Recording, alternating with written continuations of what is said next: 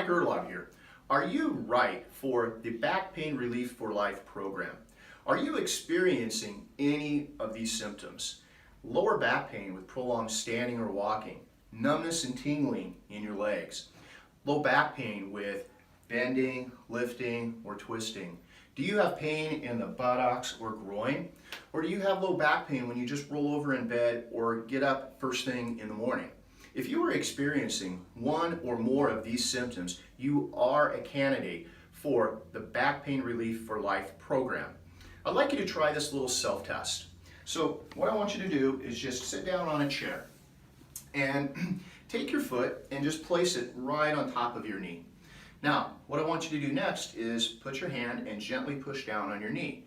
I want you to think about how that feels and note how much range that you have. Then the next thing I want you to do is compare that to the other side and then gently push down. Do you notice a difference? If you notice a difference, or maybe you can't even get your leg up on top of your knee, if that's the case, that is a big piece of the puzzle as to why you're having back pain.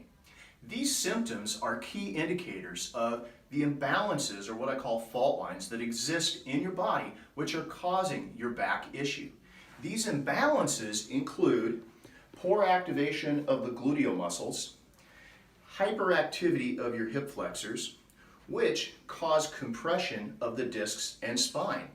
Also, lack of the proper mobility of the hip leads to placing more stress on the lower back by not allowing your hips and pelvis to move independently of the lower back.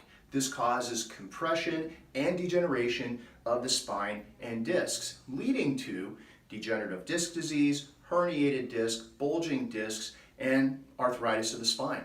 You see, 3 years ago, I cracked the code to fixing low back pain for good. I had a client and I was working on her hips, and she had come to me with hip problems. She had some underlying back issues, but we weren't treating that. We were really focusing on her hips.